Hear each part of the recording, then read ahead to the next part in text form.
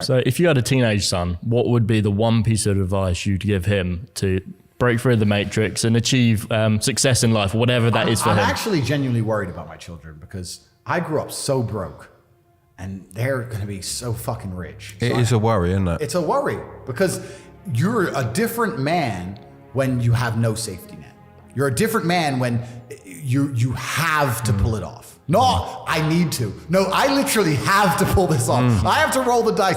Most men don't understand what it feels like to roll a dice and you have to get a 6. They go, what do you mean you have to? No, I have to get a 6. Yeah. Oh, but what if you don't? No, I have to get a 6. You're not understanding me. So that's extremely character building.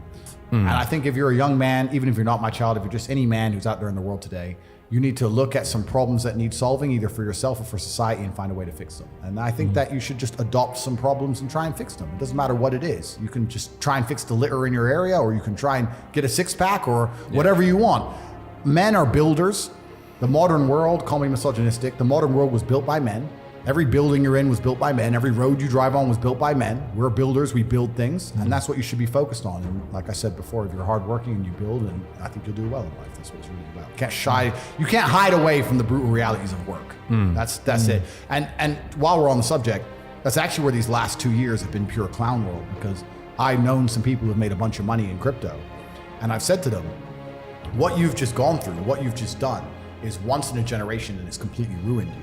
Because normally, if you make, let's say, 200 grand, you have learned lessons to make that 200 grand. You've learned marketing, you've learned sales, you've learned how to manage staff, you learn how to deal with pressure, you learn how to be on time, you've learned a bunch of things. So you can continue it. So you can continue. And even if you lose all the money, you retain the lessons. 100%. What have you learned? You bought a coin, it went up. Okay, good.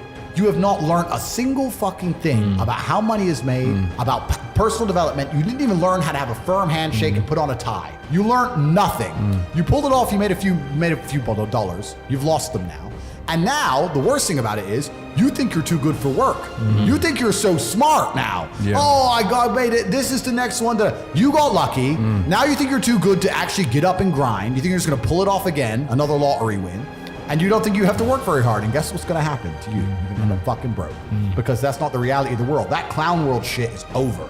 All that shit is over. We're about to get into harder times than ever. If you're sitting at home and you made a bit of money with crypto and you think, don't worry, it's gonna go up again soon, you're just praying for some external force. That's not self-accountability. Sitting and watching the Bitcoin price, waiting for it to go up so you have money is not self-accountability. That's prayer. Then you might as well just do the lottery numbers. All these people who made money in this clown world, a lot of them haven't learned any lessons about the reality of Earth, and it's about to get a lot harder. Inside of my school, The Real World, we have an entire subject on attention and focus, because a lot of kids, especially young kids now, can't even pay attention.